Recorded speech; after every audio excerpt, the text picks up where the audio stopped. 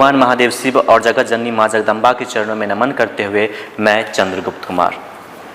साथियों, पटना के high court ने पीएफआई के 6 आतंकियों को अग्रिम जमानत देने से इनकार किया है। वैसे तो पीएफआई बैन हो गया है, लेकिन फिर भी 6 आतंकियों को अग्रिम जमानत देने से इनकार किया है पटना हाई कोर्ट ने। ये आतंकवादी कौन है, ये पहले जान लीजिए। आपने आज से 2 साल पहले सुना होगा कि पटना के फुलवारी शरीफ से आतंकियों को गिरफ्तार किया गया, जो कि भारत को 1947 तक इस्लामिक राष्ट्र बनाना चाहते थे। और जो एक डॉक्यूमेंट भी मिला जिसमें प्लान था किस तरह से भारत को इस्लामिक राष्ट्र बनाया जाएगा। और अभी हाल ही में बिहार के पटना में हमारे माननीय प्रधानमंत्री जी आ रहे हैं, एक रैली निकालेंगे। आप शुरुआत से देखेंगे तो 2013 में प्रधानमंत्री जी के कार्यक्रम में बम ब्लास्ट हुआ था, जो मुसलमानों ने ही किया था, जिसमें एक हमारे गांव के व्यक्ति चौधरी जी भी मारे गए थे, उनकी मृत्यु हो गई। जब 2022 में पटना में कोई कार्यक्रम था तो इसी संगठन ने फिर से उसमें खलल डालने का प्रयास किया, जिसमें पता चला कि ये जो संगठन है पीएफआई और सिमी, ये दोनों भारत को इस्लामिक राष्ट्र बनाना चाहते हैं और प्रधानमंत्री को मारना चाहते हैं। दूसरी बार भी हो गई, अब तीसरी बार प्रधानमंत्री जी पटना आ रहे हैं।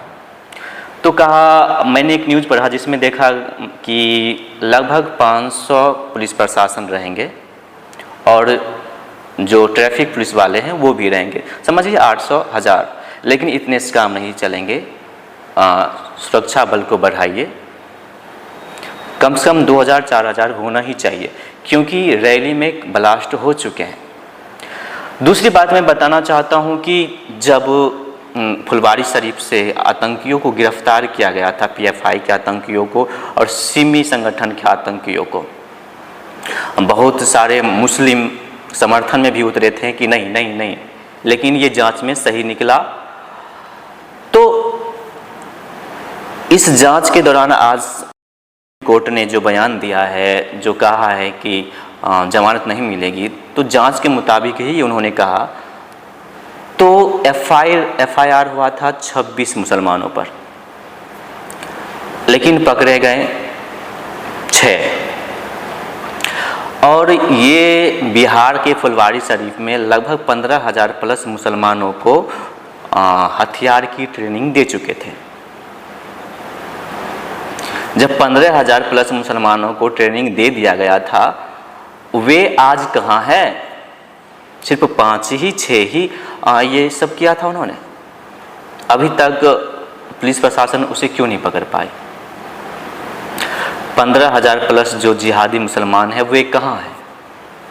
निश्चित रूप से कहीं ना कहीं वो हिंदुओं को मारने का प्रयास कर रहे होंगे, प्लान बना रहे होंगे कि 1947 तक भारत को इस्लामिक राष्ट्र कैसे बनाया जाए, उसका प्लानिंग बढ़िया से कर रहे होंगे, जो आज तक पकड़े नहीं गए हैं।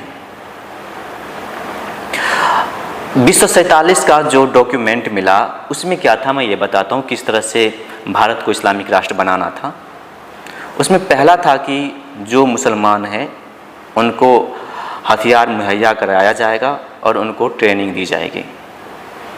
दूसरा था कि जो मुसलमान नहीं हैं उनको हत्या की जाएगी, डराया जाएगा।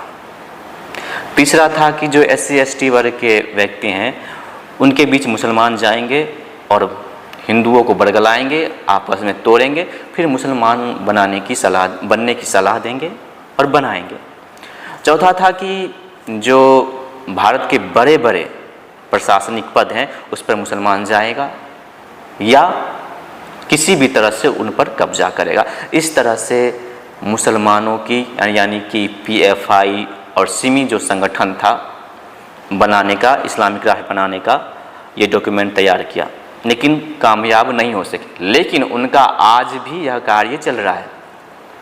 आज आप एक आंकड़ा देखेंगे कि हिंदुओं की जो संख्या है लगभग 8% घटी है और मुसलमानों की 43% संख्या बढ़ी है।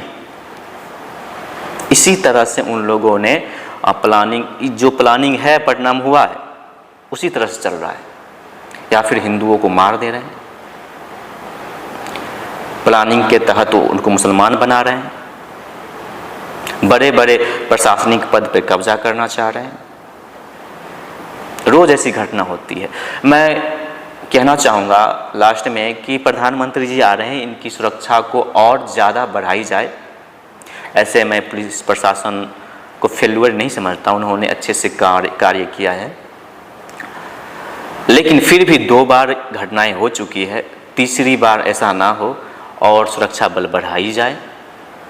और हिंदुओं से मैं कहना चाहता हूं कि कोई भी हिंदू जिहादी मुस्लिम से दोस्ती ना रखें, नहीं तो वे स्वयं बाद में पछताएंगे। सबसे बड़ी बात है कि इस्लामिक आतंकवादी पटना के गांधी मैदान में जो ब्लास्ट किया था, जो सबके सब मुसलमान ही थे, उसमें हमारे गांव के एक व्यक्ति चौधरी जी, नाम पूरा मुझे याद नहीं, चौधरी जी उस बम ब्लास्ट में मारे गए थे। बहुत दुखद था।